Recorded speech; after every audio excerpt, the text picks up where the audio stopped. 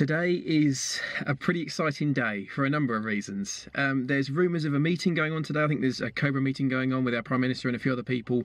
There's rumours of the UK going into total lockdown in the next few days, so we won't be able to go anywhere. We'll be stuck indoors the whole time, so it's probably best I get this done today, because what I'm doing is I'm picking up my new car, and this is a car that I've lusted after for years. I've looked at shows, I've looked at meets, I've looked at some for sale. I've come this close to buying one, but the insurance was just prohibitive at the time.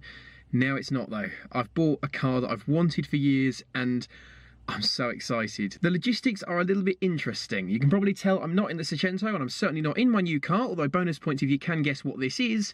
This is a work car. I'm going to be driving the car to a colleague who's got my new car at the moment, because the car I'm buying off of the company I work for. So I'm leaving him this car, I'm taking my new car away, and then I'm going to drive it home, potentially to be locked down with it. I'm going to spare you the hour-and-a-half journey I've got to go and get there. Let's just jump to my new car. There it is. Yes, there it is. Oh, that's so awesome. It's not that glamorous to reveal it to you in a bus stop, I'll admit, but nonetheless, ladies and gentlemen, my new Alfa Romeo Gtv.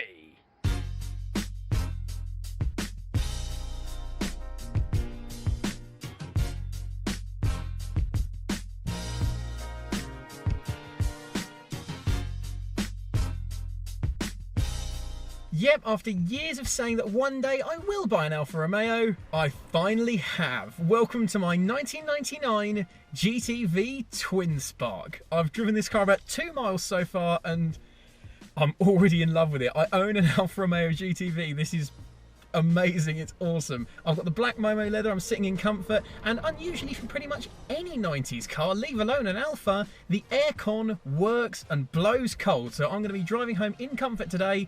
But what a drive I've got. I've got 220 miles to do to get home today. That's going to be about 4.5 hours. Thankfully, GTV does stand for Gran Turismo Veloce, Fast Gran Tourer, and that means I should be able to get there in comfort, speed and style. It's a beautiful day, I'm in the countryside, I've got an Alfa Romeo GTV, and I'm not waiting any longer for this. Let's get on the road, get home, and get to know my new Alfa. The winding Derbyshire roads were a welcome start to the journey, and as they opened up to motorways, I could settle into the cruise and get acquainted with my car. So after that fantastic start to the journey, I'm now on the motorway in the GTV, and I thought I'd consider how nice it's actually going to be to do what is still 193 miles of my journey. On the motorway, because I'm used to small, noisy cars, this is actually a breath of fresh air. It's nice and refined, nice and smooth. I can drive it with one hand because it's so relaxing. In 5th gear at 3,000 RPM, it's quiet, even with the stainless exhaust on the back, which sounds lovely. It's just a really, really nice car to cruise in. It's comfortable, got a decent amount of space, got loads of headroom in here, and the driving position is typically Alfa, in that bits of it are right and bits of it aren't. The distance my arms are at is perfect, but you might be able to tell my knees are pretty much up around my ears, because if I put my seat any further back to stretch my legs out, I've then got to have the arms of a monkey to reach the steering wheel. It's typically Alfa in that you accept the quirks, and indeed, having done about 30 miles on the GTV now, there are a few quirks and things to sort on this particular car that I'm taking note of. For a start, my left indicator. I've blown a bulb either front or rear, because when I indicate left, don't know if you can hear that, but it does seem to click rather more frantically than it should if you just indicate to the right, for example. The gear knob is not the standard GTV item, it's an aftermarket one, and it's obviously just a little bit too big for the actual gear shift shaft, because it does rattle a little bit, and over bumps you can hear it rattling around. But on the plus side, the twin spark engine is a really nice engine to be touring with. Yes, it's not quite a B-road oriented engine, it's not zingy, it won't scream to the red line and give you millions of horsepower in return, but it's smooth, it's refined, the torque is really nice, and once you're up to about 50-55, you can leave it in 5th, roll onto the power, and it just gathers pace really, really nicely. So first impressions of the GTV then. Yes, there are going to be some things to sort when we get back, but certainly for my first 30 miles in my Alfa, I'm loving it. So good. I bought an Alfa. It's going to break, isn't it? But the GTV ran like clockwork, and as we continued making progress, I got settled into the Alfa way of life. we're about 75 miles in. We've got 147 to go.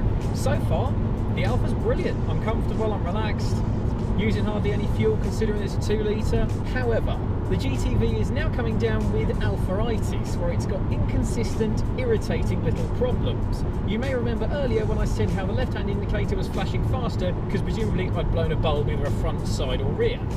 If I indicate left now, having done nothing at all, it works perfectly. And if I go right, it works perfectly. I've done literally nothing and now it works. Alpha life. In other news, because it's a beautiful sunny day, I've got my sunnies on, I'm in my Italian car and I'm feeling very cool and Italian today. I've got some pizza, Italian lunch, Italian car, all is right with the world. Bella!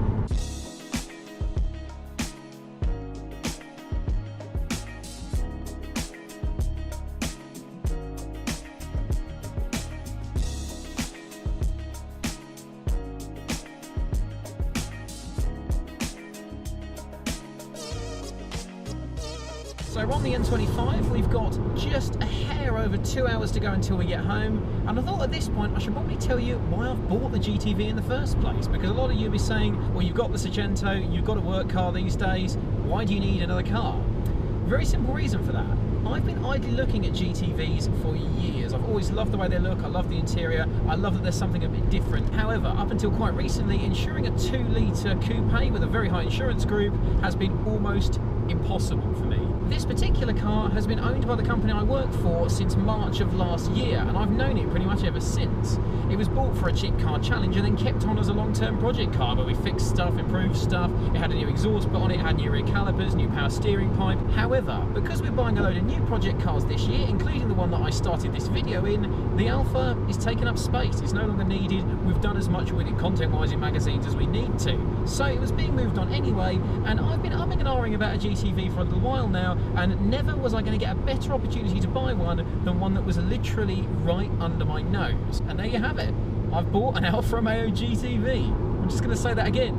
I've bought an Alfa Romeo. After years of fanboying over them, I've got my own. Still grinning, I made my way over the Dartford crossing and gradually onto more local roads. The sun was shining, I was driving an Alfa Romeo, and I couldn't have been happier. And we're home. I bought an Alfa Romeo GTV, drove it 220 miles in a day, and I am square in love with it already. It's absolutely filthy, and frankly I can't apologise enough that you haven't seen the car in a better light, but there's plenty to do to it, including cleaning it and some other bits, because it's an Alfa. Just as we're about to go into quarantine, I buy a new car. As skilled as ever. But when we do come out of quarantine, what fun we're gonna have. Welcome to the family, little Alfa.